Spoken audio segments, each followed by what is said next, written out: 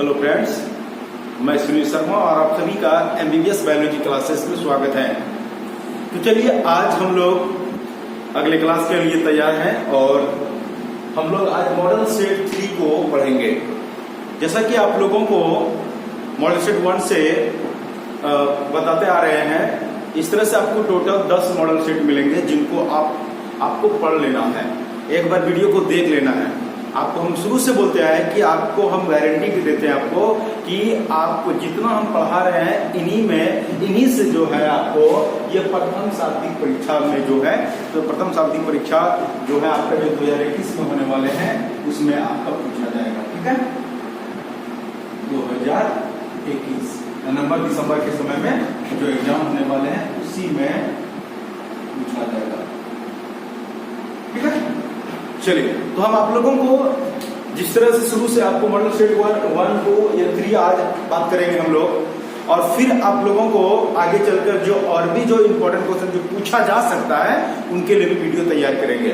इससे पहले आप लोगों को शुरू से बोलते आए हैं कि आप सभी हमारे YouTube चैनल पर हम ऑलरेडी पहले ही आपके क्वेश्चन बैंक के सभी क्वेश्चन जो ऑब्जेक्टिव हैं उन सबों का हम वीडियो प्रत्येक मतलब ईयर के रूप में हम बना दिया आपका 2006 से 2006, 7, 8, 9, 10, 11 इस तरह करके आपका टोटल 20 तक आपका वहां पर कंप्लीट बना दिए। ठीक है, और 21 में जो आपका इंटरमीडिएट स्पेशल एग्जामिनेशन जो हुआ इन साल 2021 में उनका भी वीडियो हम अपलोड कर चुके हैं, आप उनको देख सकते हैं। ठीक है, तो चलिए तो शुरू कर रहे हैं यहां से। तो मॉडल सेट 3 का जो सबसे पहला क्वेश्चन है उस पर हम बात करेंगे। तो पहला क्वेश्चन है तंतु रूप उपकरण पाए जाते हैं। हम जैसा कि आप लोगों ये क्वेश्चन पर पहले भी डिस्कस कर चुके हैं, इसलिए इन पर टाइम ज्यादा व्यतीत नहीं करेंगे, बस जो क्लियर हो चुका है उससे हम हटकर निकलते चले जाएंगे। ठीक है, आप पूछेंगे कि ये क्वेश्चन फिर रिपीट हुआ है, रिपीट इसलिए क्योंकि ये ज्यादा इंपॉर्टेंट, इसको पूछा जा सकता है, बार बार हम इसको रिपीट कर रहे हैं मॉडल सेट में कि ये एग्जाम में आएगा, इसको ध्यान में रखना है। ठीक है, देखिए मेरा एक ही मतलब है आपका रिजल्ट बेस्ड हो, दूसरा कुछ नहीं। चलिए तो मॉडल सेट 3 का जो पहला क्वेश्चन है, तंतु रूप उपकरण पाए जाते हैं, कहते हैं फिलिफॉर्म या अपार्टस पाए जाते हैं। कहां पाए जाते हैं? तो आपको बता दें क्वेश्चन नंबर जो 1 है इसका जो आंसर हो जाएगा, आपको बोले थे तंतु रूप उपकरण पाए जाते हैं सहायक कोशिका में। कहां पाए जाते हैं? बोले सहायक, उसी को कहते हैं साइनेटिड सेल में। ठीक है, तो इनके जो ऑप्शन हो जाएगा वो ए हो जाएगा।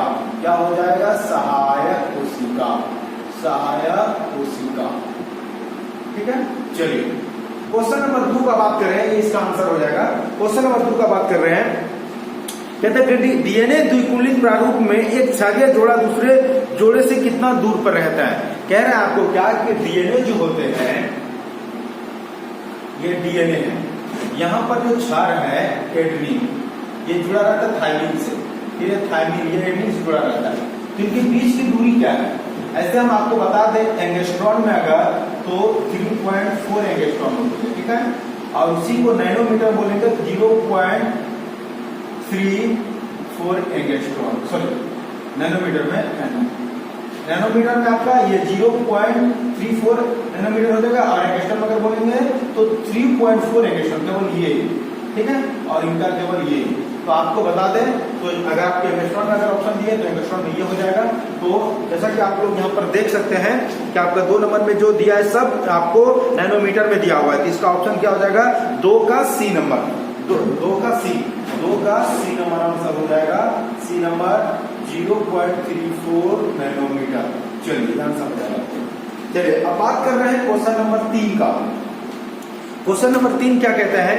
अमीबिया पेचिस, इसी को एम्बायोसिस कहते हैं। ठीक है, तो अमीबिया पेचिस के द्वारा होती है। अमीबिया पेचिस जो है वो किसके द्वारा होती है?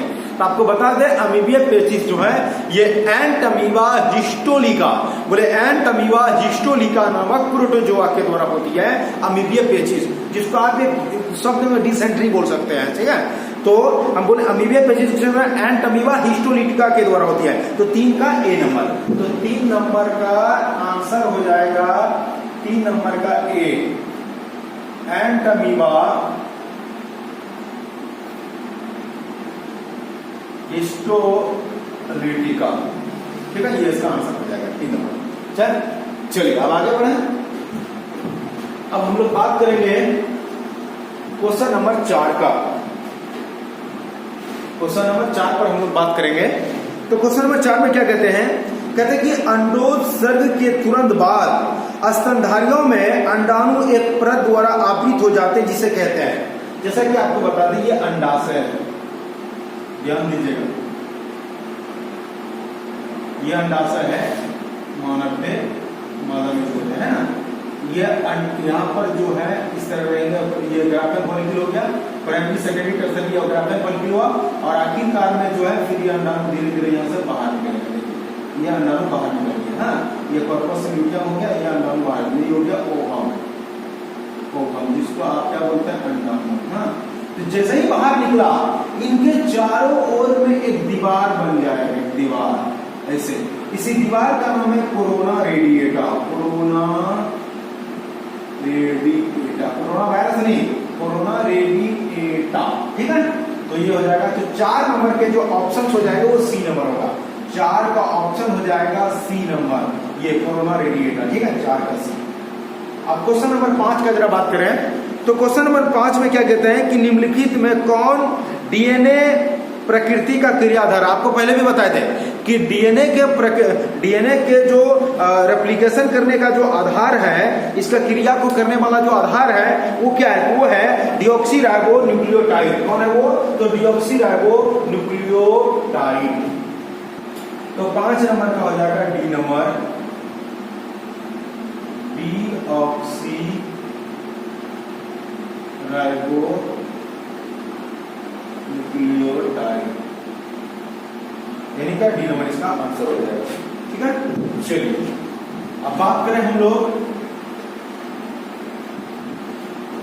क्वेश्चन नंबर 6 का। क्वेश्चन नंबर 6 का बात करें तो 6 में क्या कह रहे हैं? कहते हैं निम्नलिखित में कौन एक विषैला पदार्थ जो मलेरिया ज्वर में, सीधी से आपको बता दें, कहते हैं कि निम्नलिखित में कौन सा ऐसा पदार्थ है जो मलेरिया ज्वर में हर 3 दिन में 4 दिन में जो है वो क्या होता है, शरीर में पूरा ठंड के साथ कपकपाहट ला देते हैं, मतलब पूरा कंपन, पूरा ठंड। जैसा कि आपको बता दें हमारे यहाँ का टेम्परेचर 40 डिग्री सेल्सियस तक हो जाती है, वो भयंकर गर्मी में भी 3 से 4 कम्बल ओढ़ के सोएंगे, सोचिए कितना भयंकर ठंड होगा। तो ये आखिर जो कपकपाहट जो मलेरिया से ग्रसित आदमी को होता है वो किसके वजह से होता है, किस रासायनिक पदार्थ की वजह से? तो उसी का नाम है हीमोजोइन।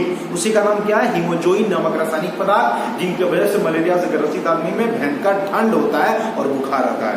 तो इनका ऑप्शन हो जाएगा 6 नंबर का ए, 6 नंबर का ऑप्शन ए हो जाएगा, और वो कौन है? हीमोजोइन,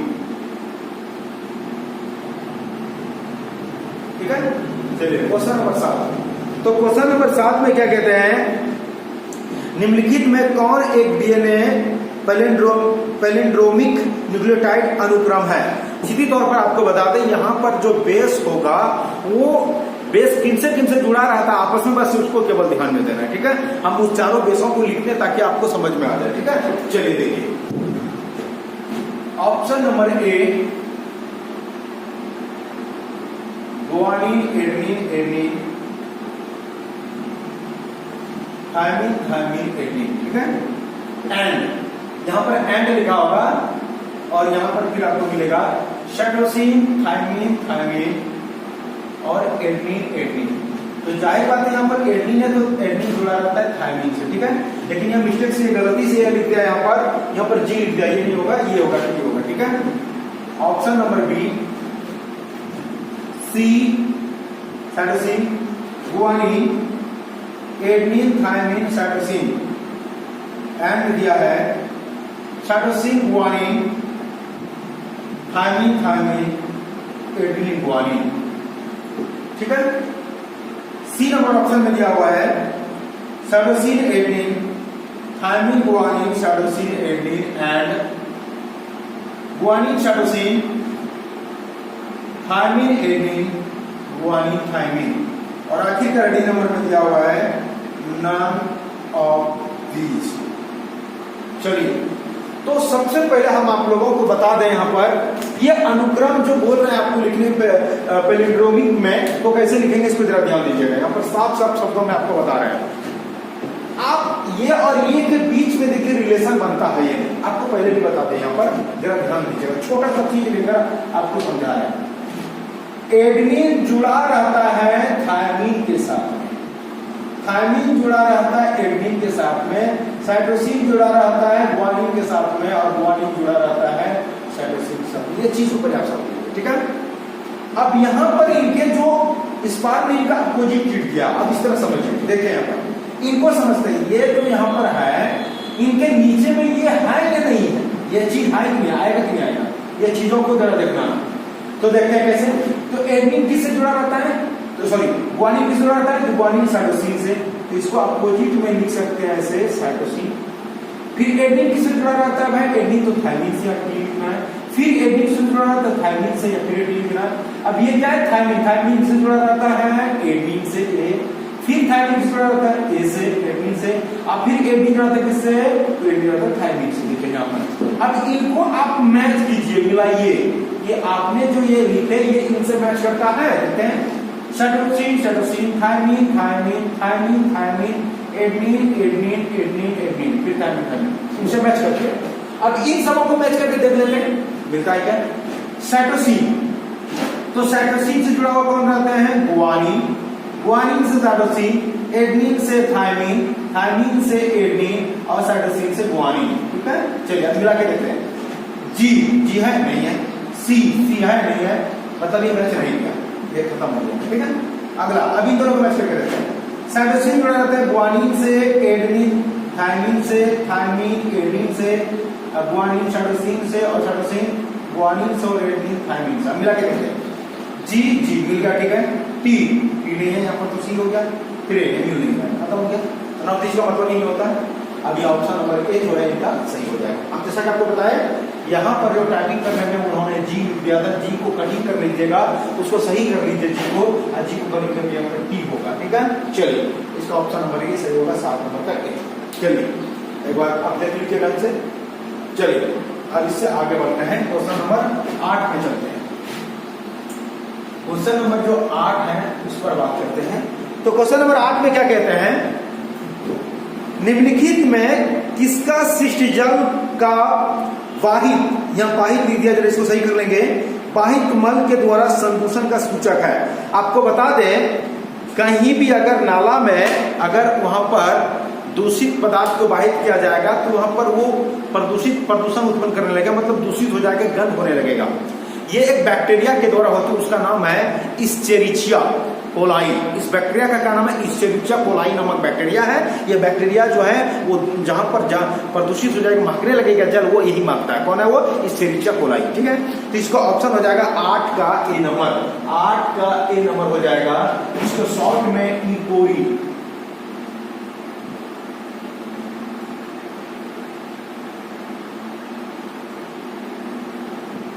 इकोरी, ठीक है, इसे इकोरी, शॉर्ट में इकोरी बोला जाता है ना। इसी को बोलते हैं इस्चेरिचिया कोलाई, ये नंबर, ठीक है। चलिए 9 नंबर का अब बात करेंगे। 9 नंबर कहता है क्या, खाए जाने वाले गर्भ निरोधक गोलियों के सबसे महत्वपूर्ण तत्व, ये क्वेश्चन रिपीट हो चुका है, पहले भी बता चुके हैं, क्योंकि खाए जाने वाले गर्भ निरोधक गोलियों के सबसे महत्वपूर्ण तत्व क्या है, आपको पहले भी बताए थे, प्रोजेस्टेरोन एवं एस्ट्रोजन। क्या है वो, प्रोजेस्टेरोन एवं एस्ट्रोजन। 9 का ए नंबर हो जाएगा, प्रोजेस्टेरोन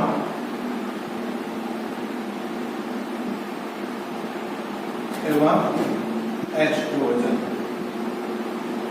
है ना। चलिए क्वेश्चन नंबर 10 की बात करें। अब कहता है कि निम्नलिखित क्वेश्चन नंबर 10 में कहता है निषेचन के समय एक आदर्श आवृतबीजी का मादा युग्मोद्भिद होता है। एक बार फिर से कहता है कि निषेचन के समय एक आदर्श आवृतबीजी का मादा युग्मोद्भिद होते हैं। आपको हम बताए थे कि एक जब निषेचन से ठीक पहले एक आदर्श उसको बोल सकते हैं भ्रूणकोश, मादा युग्मोद्भिद या फीमेल गैमेटोफाइट, उसमें कोशिका 7 होता है और केंद्रक 8 होता है। अब जो इसमें ऑप्शन दिया है तो कोशिका कितना रहता है, 7। इसमें कोशिका का बात किया है तो इसका ऑप्शन नंबर बी हो जाएगा, 10 का बी नंबर सात कोशिका। ठीक है, चलिए अब बात करेंगे क्वेश्चन नंबर 11 का।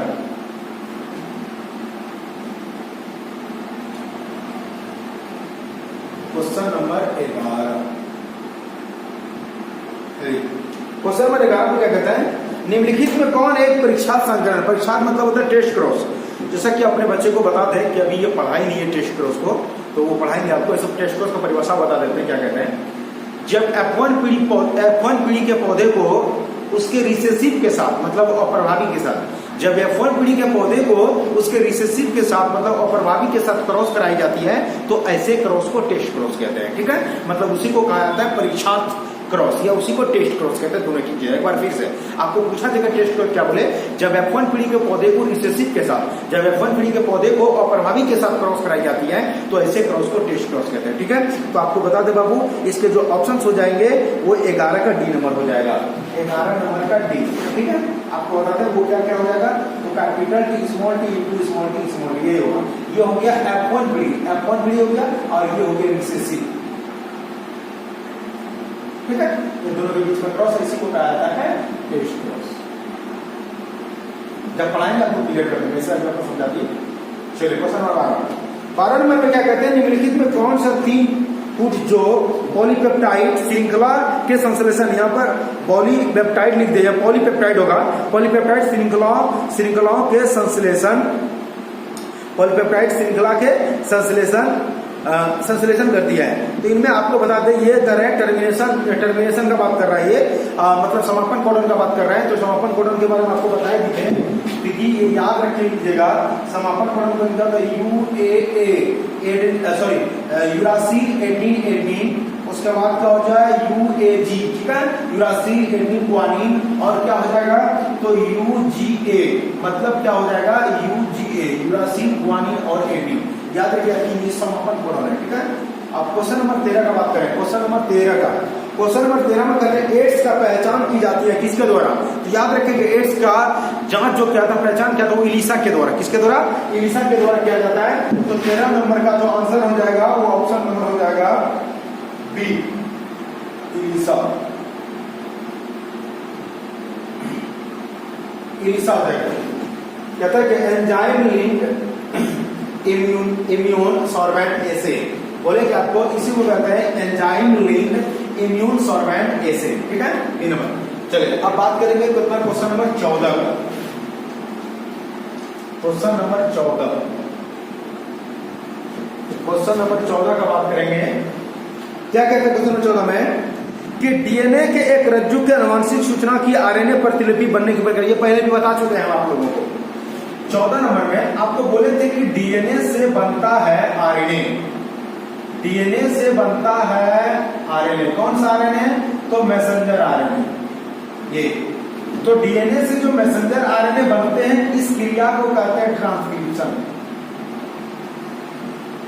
ट्रांसक्रिप्शन। ठीक है, अब ये मैसेंजर आरएनए से जो बनेगा वो है प्रोटीन। अब मैसेंजर आरएनए से जो प्रोटीन बनेगा, इस क्रिया को कहते हैं ट्रांसलेशन। तो यहां 2 तरह से सवाल हो सकता है। डीएनए से क्या बनता है, आरएनए।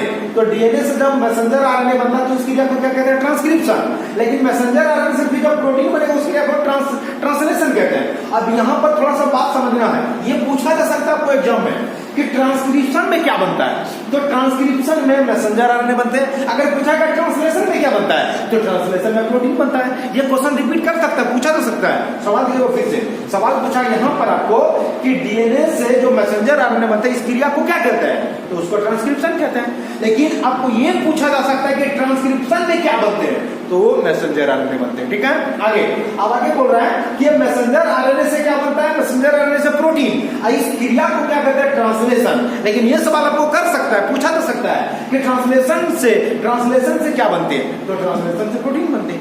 ठीक है, चलिए तो 14 नंबर का जो ऑप्शन हो जाएगा, तो ऑप्शन हो जाएगा बी नंबर। 14 का ऑप्शन बी नंबर, ये ट्रांसक्रिप्शन, इसी को हिंदी में अनुलेखन कहते हैं, अनुलेखन। चलिए अब क्वेश्चन नंबर 15 का बात करें। क्वेश्चन नंबर 15 क्या कहते हैं, 15 में निकोटीन के सेवन से किस हार्मोन का स्तर बढ़ जाता है।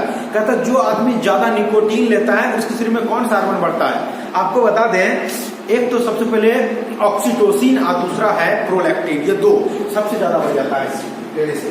कौन कौन? ऑक्सीटोसिन और प्रोलैक्टिन। तो 15 का सी नंबर ऑप्शन हो जाएगा ऑक्सीटोसिन एवं प्रोलैक्टिन। चलिए अब बात करें क्वेश्चन नंबर 16 का।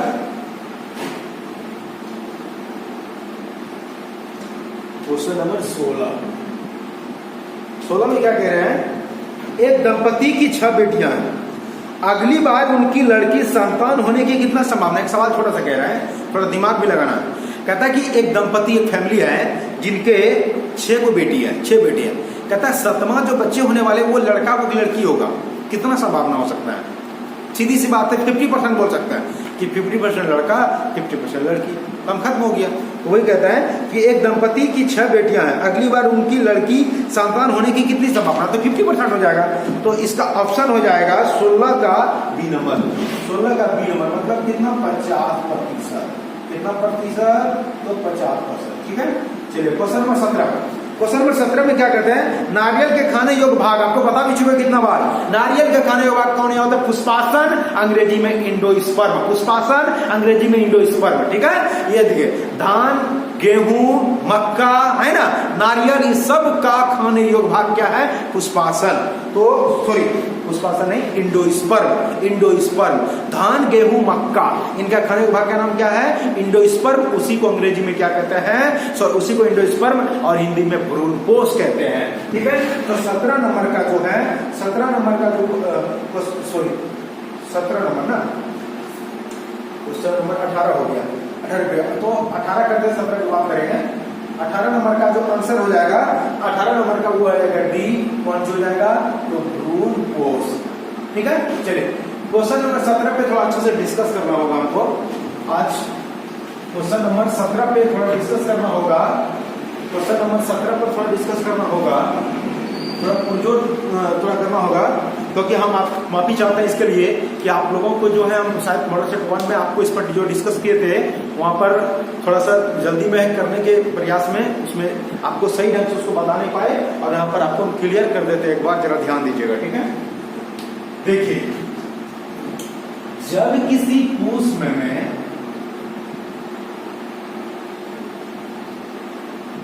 जब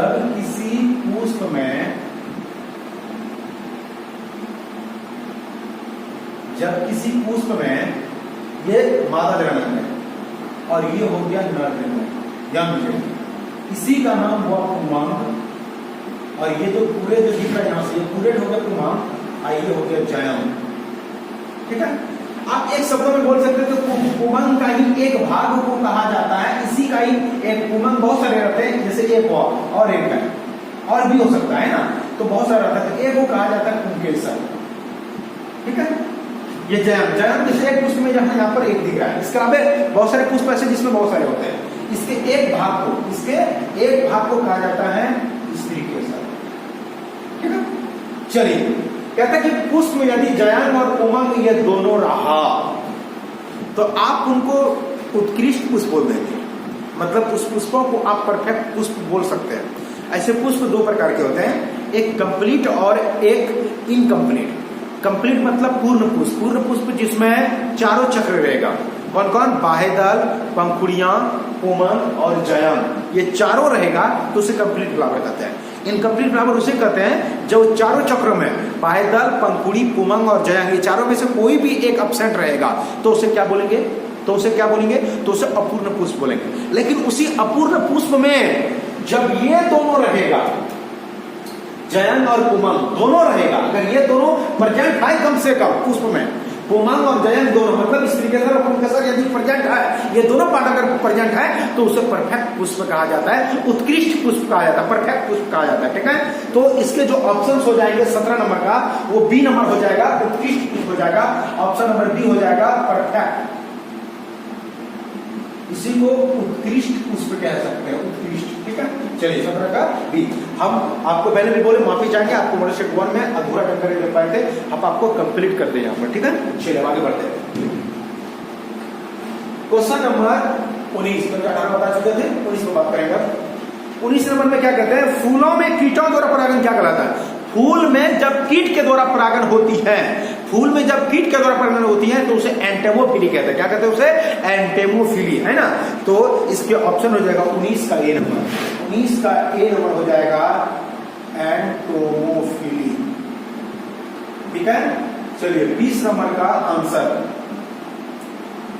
20 नंबर। तो 20 क्वेश्चन में क्या करें, सेब के खाने का भाग, तो सेब का कौन सा भाग कहता है, तो सेब के खाने के भाग का नाम है पुष्पासन, अंग्रेजी में थाइलेमस कहते हैं, है ना। सेब का कौन सा भाग कहता है, पुष्पासन। तो 20 का डी नंबर, 20 का डी नंबर हो जाएगा और वो हो जाएगा पुष्पासन। चलिए क्वेश्चन नंबर 21 का बात करें। 21 नंबर में क्या कहते हैं, निम्नलिखित में किसे मादा युग्मोद्भिद कहते हैं। आपको बताए थे, मादा युग्मोद्भिद बोलिए, फीमेल गेमेटोफाइट बोलिए, भ्रूण कोष बोलिए, भ्रूण कोष, एम्ब्रियो सैक बोलिए, एक ही चीज है ना। तो मादा युग्मोद्भिद ऑप्शन में दिया, ए नंबर भ्रूण, ऑप्शन बी डिम, ऑप्शन सी भ्रूण कोष, ऑप्शन डी एंटीबॉडी कोष का कौन हो जाएगा, भ्रूण कोष हो जाएगा। यानी 21 का आंसर हो जाएगा बी, सॉरी 21 का ऑप्शन हो जाएगा सी नंबर, और वो क्या हो जाएगा, भ्रूण कोष। अंग्रेजी में इसको कहते हैं एम्ब्रियो सैक, ठीक है। इसका आंसर हो जाएगा सी नंबर, 21 का सी। चलिए अब हम लोग बात करेंगे 22 नंबर पर, क्वेश्चन नंबर 22। क्वेश्चन नंबर 22 बात करें। क्वेश्चन नंबर 22 में क्या कहते हैं, क्वेश्चन जरा ध्यान दीजिएगा। कहता है कि एक द्विसूत्री डीएनए में एडेनिन का मोल प्रतिशत 30 है। एक द्विसूत्री डीएनए में एडेनिन का मोल प्रतिशत 30 है, तो उसमें साइटोसिन का मोल करिए, जरा ध्यान दीजिए। एडेनिन 22 नंबर में दिया है, सॉल्व करते हैं इसको, थोड़ा सा नॉमिकल टाइप का है, दिया है, क्या दिया है, एडेनिन। आप शॉर्ट में लिखते हैं एडेनिन, एडेनिन मतलब ये पूरा एडेनिन ना। एडेनिन दिया है, कितना प्रतिशत दिया है, 30%। एडेनिन दिया है 30%। तो कहते हैं साइटोसिन मोल निकालिए, साइटोसिन। तो साइटोसिन बराबर हुआ, इसका मोल परसेंट निकालेंगे होगा, है ना। तो आपको हम थोड़ा बता दें, जरा याद रखिएगा, A + C = 50, ये अपने खोपड़िया में डाल दीजिए। हाँ, कोई भी दिया रहे, जो दिया रहे या दूसरा निकालना पड़े। अगर हमको यही दिया रहता कि थायमिन का मान दिया है 20 और इसका मान दिया है 20 और साइटोसिन का निकालिए, तो हम कुछ नहीं करेंगे, बस ये T + C = 50, ये अपने खोपड़िया में डाल दीजिए। ये होता है, ये आपको ट्रिक हिसाब से एकदम 1 सेकंड में निकालने के लिए। तो A + C जो दिया है उसी को C के बराबर कितना करना है, 50, ठीक है। आप देखिए A का मान कितना है 30 + C दे दीजिएगा 50। ये आपको तब क्लियर होगा जब क्लास में आपको पढ़ाएंगे, ठीक है। चलिए इधर प्लस और माइनस में चला जाएगा, तो C = 50 - 30, तो C बराबर कितना हो जाएगा 20। तो C जो साइटोसिन होगा उसका मोल परसेंट कितना हो जाएगा, 20 हो जाएगा, 20% ये आंसर हो जाएगा, ठीक है। तो 22 नंबर का जो ऑप्शन हो जाएगा, 22 नंबर का, तो 22 नंबर के जो ऑप्शन हो जाएगा वो ऑप्शन हो जाएगा बी नंबर, बी नंबर हो जाएगा 22 का बी नंबर हो जाएगा 20%, ठीक है। चलिए अब बात करें क्वेश्चन नंबर 23 का।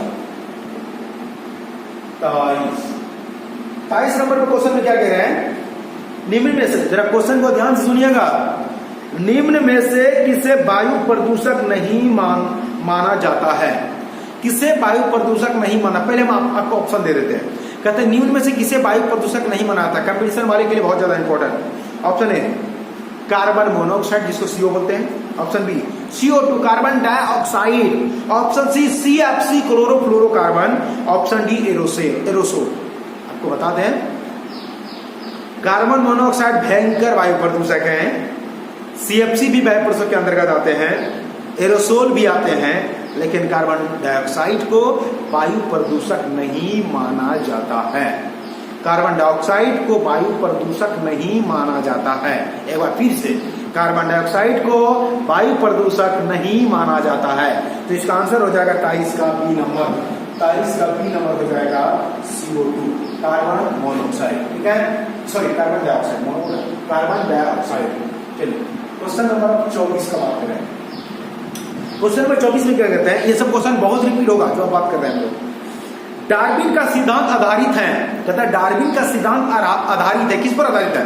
नेचुरल सिलेक्शन पर, प्राकृतिक चयन पर, है ना, नेचुरल सिलेक्शन पर यह आधारित है। तो 24 का ए नंबर, 24 का ए नंबर हो जाएगा कि डार्विन का सिद्धांत किस पर आधारित है? तो नेचुरल सिलेक्शन पर, नेचुरल सिलेक्शन पर, ठीक है। इसी को प्राकृतिक चयन बोल सकते हैं। चलिए अब क्वेश्चन नंबर 25 में क्या कहते हैं, ध्यान दीजिएगा। किस विकर से, विकर को अंग्रेजी में एंजाइम कहते हैं, विकर को एंजाइम कहते हैं, किस विकर से डीएनए के विशेष स्थान पर काटा जाता है? तो डीएनए को विशेष स्थान पर काटने वाला जो एंजाइम होते हैं, सबसे पहले बताते हैं रेस्ट्रिक्शन एंजाइम। आगे चलकर रेस्ट्रिक्शन एंजाइम दो प्रकार के होते हैं, एक्सो और इंडो। तो विशेष स्थान पे काटने वाले कौन है? तो इंडोन्यूक्लियेज एंजाइम। कौन है? इंडोन्यूक्लियेज enzyme.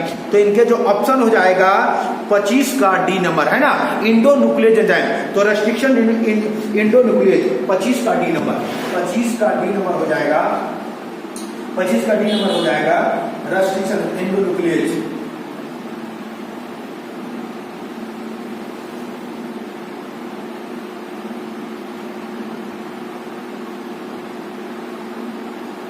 Restriction endonuclease D number. चलिए अब बात करें क्वेश्चन नंबर 26 का। क्वेश्चन नंबर 26 में क्या कह रहा है, जरा ध्यान दीजिएगा।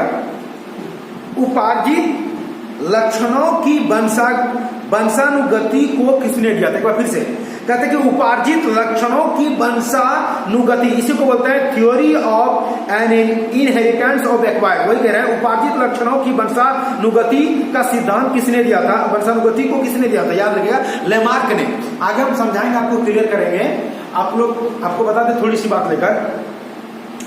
लेमार्क का कहना था कि अगर वातावरण में जो हमारे वातावरण के अनुकूल जो नहीं बदलेगा तो उसको मरना होगा, खत्म होना होगा उसको। अगर जो वातावरण के अनुसार बदलता रहा वही मार्केट में टिका रहेगा और वही बसेगा, जैसा वातावरण हो रहा है ना। तो आपको बता दें कि कह रहा है कि शुरुआती दौर में जो अभी जिराफ हम लोग देख रहे हैं कि जिराफ की गर्दन लंबी होती है, तो पहले इस तरह का नहीं होता था। जिस तरह से हिरन हुआ करता था, जिस तरह से घोड़ा हुआ करता था, ठीक उसी तरह जो है वो जिराफ भी हुआ करते थे। लेकिन इनका ये जो जिराफ का जो ये प्रजातियां जो गर्दन इनकी लंबी होने लगी, ये लेमार्क का कहना है कि वो एक उपार्जित मतलब बाहरी लक्षण को प्राप्त करके उन्होंने किया है। कैसे किया? तो कहा रहा है कि प्रारंभ में जब पृथ्वी सृष्टि का जब निर्माण हो रहा था, तो उस टाइम में क्या हुआ कि बहुत ज्यादा क्या कहते हैं, पूरा तापमान जब बढ़ने के कारण से, मतलब पृथ्वी के निर्माण, सृष्टि के निर्माण के बाद चीजें जब गिरने लगे, जिनसे क्या हो गया कि तापमान बढ़ने लगा, ज्यादा सुखाड़ होने लगा, है ना, सूखा पड़ने लगा। तो जो छोटे छोटे जमीन पर जो छोटे छोटे पौधे होते हैं वो मर जाते हैं, मतलब वो खत्म हो गए। और जो बड़े बड़े वृक्ष जिनके जड़ बहुत गहराई तक गई हुई थी वो केवल जीवित रहा। अब जिराफ अपना भोजन कहाँ से करें, क्योंकि वो तो जंगल में रह रहे हैं, तो वो कहां से करें भोजन अपना? तो अब वो छोटे पौधे चूंकि मर चुका है, तो वो अपना बड़े पौधे से अपना भोजन लेने के लिए अपनी गर्दन को और आगे का जो दोनों हाथ है वो ऊपर करके, वो जिस तरह से अभी गांव घर में जो बकरी हो गया, ये सब जो पत्तियां, पेड़ पौधे की जो पत्तियां खाती है, ठीक उसी तरह वो गर्दन अपना लंबी करके वो खाने का प्रयास किया। धीरे धीरे वैज्ञानिकों का, खास लेमार्क का ही कहना है, इसी तरह से धीरे धीरे उनकी क्या कहते हैं गर्दन में और आगे के दोनों पैर में ग्रोथ हुआ, जिससे जिराफ इतनी लंबी हो गई। ठीक है, चलो ये लेमार्क का कहना है। क्योंकि ये सब बहुत लंबे समय में पूरा होता है, ये 1-2 घंटे सालों में नहीं होता है, कई सालों लग जाते हैं ऐसा होने में। चलिए तो बात करें हम, तो कहता है क्या कि उपार्जित लक्षणों की वंशानुगति को किसने दिया था? तो लेमार्क ने दिया था। किसने दिया? लेमार्क ने। तो 26 का बी नंबर हो जाएगा, 26 का बी नंबर आंसर हो जाएगा, क्या हो जाएगा? लेमार्क। क्वेश्चन नंबर 27 बात करें, कहता है कि कर्क रोग के अध्ययन को क्या कहते हैं? कैंसर के अध्ययन। कर्क रोग मतलब कैंसर। कैंसर के अध्ययन को क्या कहते हैं? तो याद रखिएगा, कैंसर के अध्ययन को ऑन्कोलॉजी कहते हैं। क्या कहते हैं कैंसर के अध्ययन को? ऑन्कोलॉजी। ऑन्कोलॉजी। थोड़ा बात करें, ऑन्को, ये 2 शब्द है, ऑन्को का मतलब होता है कैंसर, ठीक है। अलॉजी का अर्थ होता है अध्ययन, लॉजिक अर्थ क्या बोले अध्ययन, यह कैंसर बोला या ट्यूमर बोलिए, दोनों ध्यान में रखना है अध्ययन। तो कैंसर के अध्ययन को क्या कहते हैं? ऑन्कोलॉजी, ऑन्कोलॉजी, ठीक है।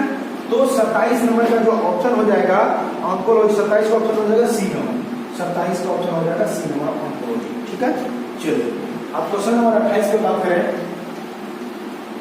क्वेश्चन नंबर 28 पे बात करें, क्या कह रहे हैं? कहता है 28 नंबर में कि मनुष्य में निषेचित अंडा में गुणसूत्रों की संख्या होती है। कहते हैं कि जब शुक्राणु और अंडाणु का जब संलयन हो जाता है, शुक्राणु और संलयन हो जाता है, तो उस अंडा में, उसको निषेचित अंडा बोले, तो निषेचित अंडा में गुणसूत्र की संख्या कितना होगा? तो निषेचित अंडा में गुणसूत्र की संख्या 46 होगा, 46 होगा, यानी टाइस पेयर बोल सकते हैं या 46 बोल सकते हैं। तो 28 नंबर का ऑप्शन हो जाएगा ए नंबर, कितना? 46, ठीक है। क्वेश्चन नंबर 29 का बात करें, 29 नंबर में कहता है क्रॉसिंग ओवर किसके बीच होता है? तो नन सिस्टर क्रोमेटिड के बीच होती है ना, नन सिस्टर क्रोमेटिड के बीच जो क्रॉसिंग ओवर होती है। तो 29 का सी नंबर हो जाएगा, 29 का आंसर हो जाएगा C number, non sister chromatid, non sister chromatid के बीच। क्वेश्चन नंबर 30 नंबर में क्या कहता है? सर्टोली कोशिका कहां पाया जाता है? सर्टोली कोशिका, सर्टोली कोशिका बोलिए, लीडिंग कोशिका बोले, दोनों अलग अलग है, लेकिन ये दोनों कहां मिलते हैं? तो बीसन में। कहां मिलते हैं? बीसन में। सर्टोली कोशिका और लीडिंग कोशिका दोनों कहां मिलते हैं? तो ये मिलते हैं बीसन में, टेस्टी जिसको अंग्रेजी में बोलते हैं। तो हो जाएगा 30 का ऑप्शन नंबर ए, बीसन। चलिए अब क्वेश्चन नंबर 31 का बात करें, क्वेश्चन नंबर 31 में क्या कहना है? क्वेश्चन में हाथी पौरों किसके द्वारा होती है? जिसको आप लोग फलेरिया कहते हैं, इसी को एलिफेंटेसिस कहा जाता है, ठीक है। हाथी पांव बोलिए, एलिफेंटेसिस बोलिए, फलेरिया एक ही चीज है। तो ये जो फलेरिया होता है वो किसके द्वारा होता है? ये होता है बुचेरिया बानिक्रप्टाई, बुचेरिया बानिक्रप्टाई नामक कृमि के द्वारा होती है, ठीक है। उसका नाम क्या है? बुचेरिया बानिक्रप्टाई। तो ऑप्शन हो जाएगा 31 का सी नंबर, 31 का सी नंबर, बुचेरिया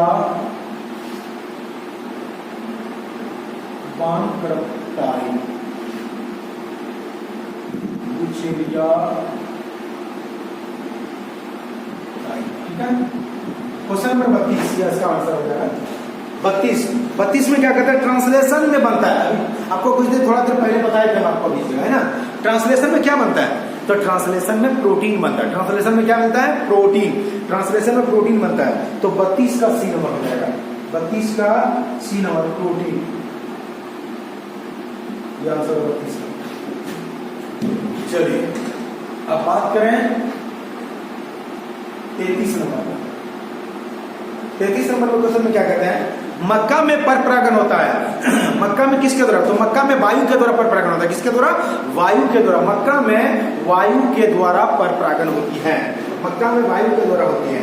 तो 33 का आंसर हो जाएगा डी नंबर, यहाँ वायु के द्वारा, है ना। क्वेश्चन नंबर 34 में कहते हैं डार्विन का सिद्धांत आधारित है किस पे? नेचुरल सिलेक्शन पर। उसी को हिंदी में तो प्राकृतिक चयन, है ना। तो इसके हो जाएंगे 34 का ए, 34 का ए क्या हो जाएगा? प्राकृतिक चयन, या उसी को नेचुरल सिलेक्शन बोल सकते हैं, ठीक है ना। चलिए क्वेश्चन नंबर 35 क्वेश्चन नंबर क्या कहते हैं?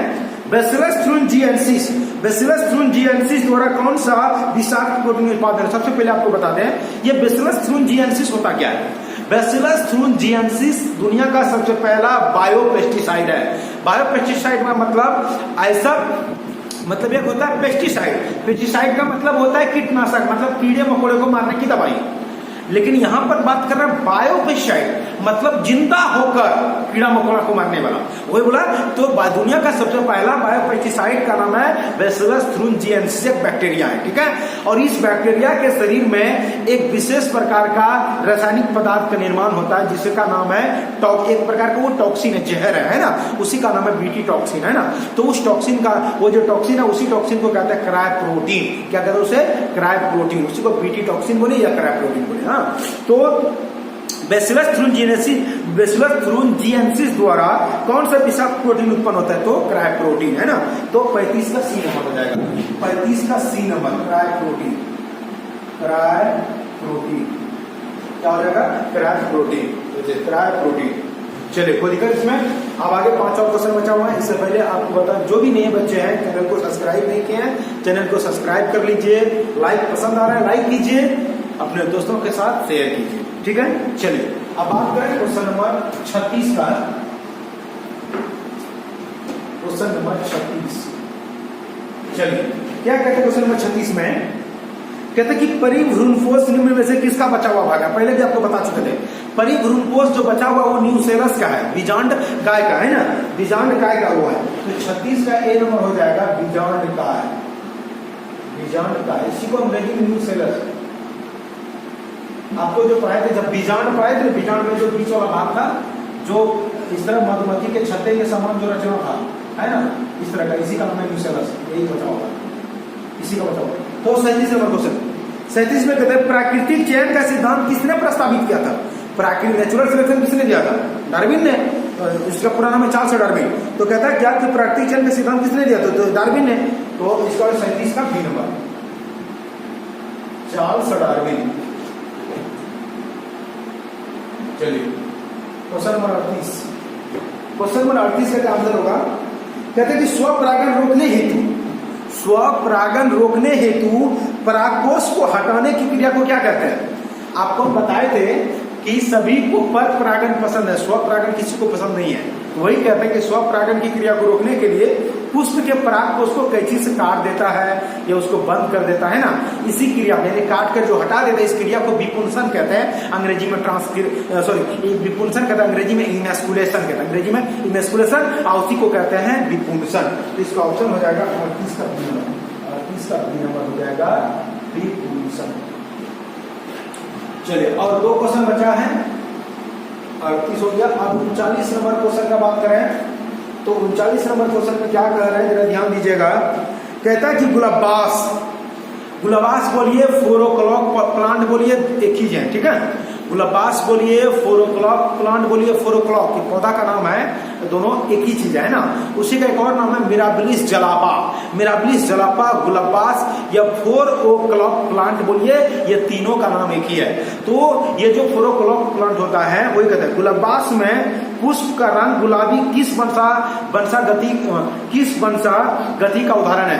देखिए गुलाबास में जो पौधा में जो पुष्प होता है वो लाल और सफेद होता है, लेकिन जब इसको क्रॉस करके जब पौधे को तैयार किया गया तो उनसे पौधा न सफेद प्राप्त हुआ न लाल प्राप्त हुआ, गुलाबी प्राप्त हो गया। ये जो गुलाबी प्राप्त हुआ इसी को कहा जाता है अपूर्ण प्रभाविता, इनकम्प्लीट डोमिनेंस कहते हैं, ठीक है। तो 39 का हो जाएगा ए नंबर, 39 का ए नंबर का आंसर हो जाएगा, जिसको कहते हैं अपूर्ण प्रभाविता, अपूर्ण प्रभाविता, ठीक है। इसी को इनकम्प्लीट डोमिनेंस कहा जाता है। अब क्वेश्चन नंबर 40 का बात करें, कहते हैं यूरासील, यूरासील उसी को यूरासील बोलते हैं। हाँ कहते हैं यूरासील बोले निम्नलिखित में किसमें बैठते हैं, आप आपको बता दें, यूरासील मिलते हैं आरएनए में। किसमें मिलता है, आरएनए में। यूरासील जो होता है उसी को यूरासील, यूरासील किसमें मिलते हैं, तो बोलेंगे वो मिलते हैं यूरासील किसमें, मतलब यूरासील किसमें मिलते हैं, वो आरएनए में। किसमें मिलता है, आरएनए में। तो इसका जो आंसर हो जाएगा वो आरएनए हो जाएगा, और इनका जो ऑप्शन हो जाएगा वो सी। चलिए तो आप लोगों का टोटल क्वेश्चन कंप्लीट हो गया 40 है ना, तो बड़ा सेट 3 कंप्लीट हो गया। आशा करते हैं आप लोगों को पसंद हुआ होगा, आप अपने दोस्तों के साथ शेयर कीजिए। चलिए मिलते हैं फिर अगले वीडियो में।